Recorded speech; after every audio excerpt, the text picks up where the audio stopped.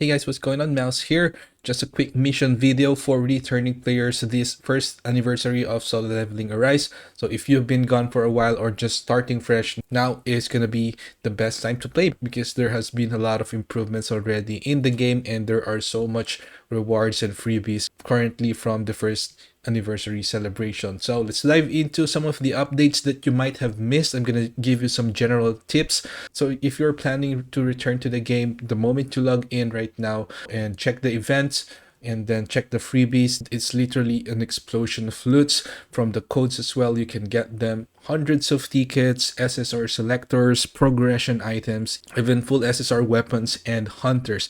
But the biggest one, perhaps this time, is this Transcendent Blessing Stone Selector chest, which we are going to get on day 7 of login. So this is a new rarity above legendary. If you're a returning player, just pick Reawakening. Don't ask, this is the most important, highest impact blessing stone in the game right now.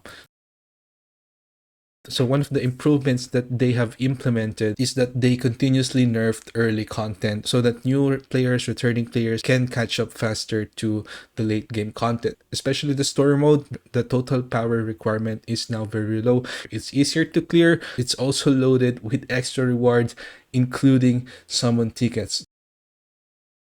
Shadows can equip weapons too. Kinda cool, but not really, because this does not change anything at all and their damage is quite low. Still, this shadow armament is gonna help you gain more total power on your shadow army. So right now, you can unlock this after reaching general rank on your shadows. With regards to upgrading the growth and upgrading the skills right now, by the way, there are shadow skills right now that you can also upgrade, although even if you upgrade them, it's not going to be significant. This is still mostly going to be used for total power, so just spread your upgrades horizontally, meaning just one by one, not focusing on one shadow. That will help you maximize your total power gain from your shadow army, therefore will also help you clear content easier.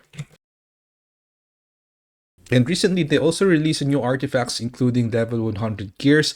Don't stress too much about the new artifacts yet because the drop rates are horrible and even late game players actually struggle. So don't worry for now. What you can do is to just keep farming those Encore and instance dungeons, and then you're going to be able to collect materials to reforge your old artifacts with good stats, to scale them up, increase your total power, increase your stats. Those are still gonna be very, very useful. Some of us have already tested the new artifacts. I can tell you there's not gonna be much difference, so don't stress too much about it. So there is also an artifact crafting right now, which the drop rate is even more horrible. But if you're a pay to win, there are some packages that you can buy. This will help you at least get some decent stats. But I did that and I got scammed. So you have been warned, if you have limited resources, this is definitely not one of the recommended top priorities. And then there's also Simulation Gate right now, a roguelike game mode where you earn enchantment books and you can use these books to boost your artifact stats, even the trash stats, for extra total power. So right here you can add even damage reduction or MP just to increase your total power. It's legit helpful for breaking through that total power or gating that the game has. And there are also new cores, by the way, if you stop playing before the Deimos WOBL.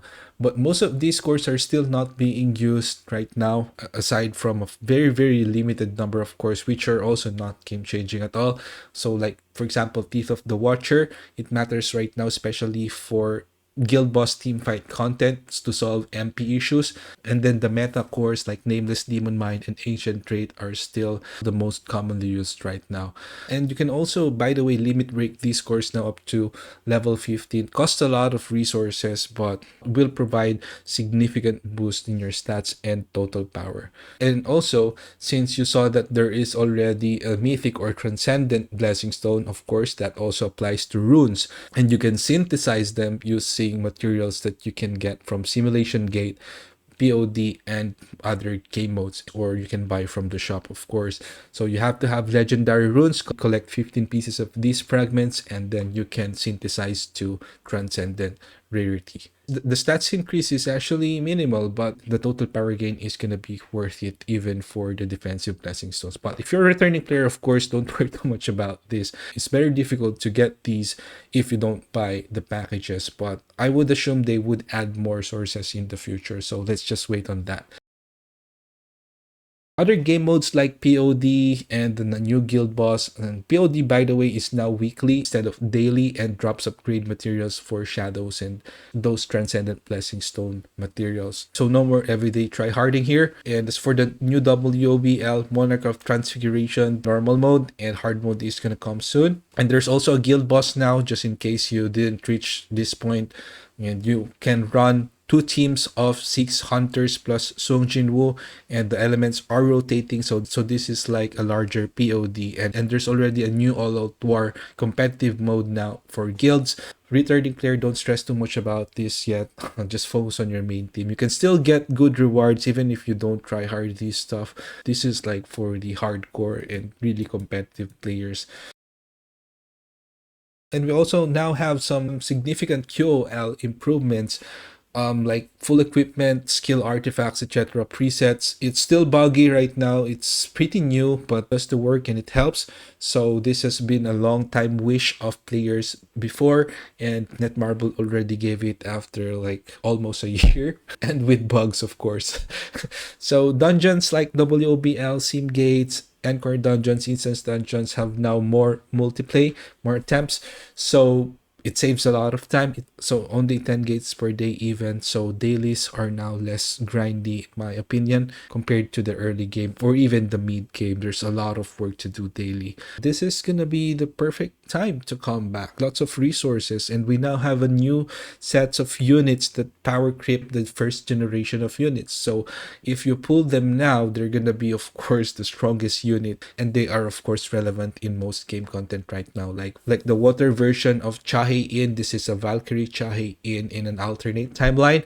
So of course you really should not miss out on the freebies, especially the transcendent stones and hundreds of pulls and gold. And for pay to win players, there are also catch up packages that you can buy. So yeah, I can only give you some general information, but if you have specific questions with regards to build setups, team compositions, hunters, you can leave a comment down below or join my Discord server. There are a lot of helpful people here that can give you advice. That's gonna be it for this video. Thanks so much for watching, and see you on the next one.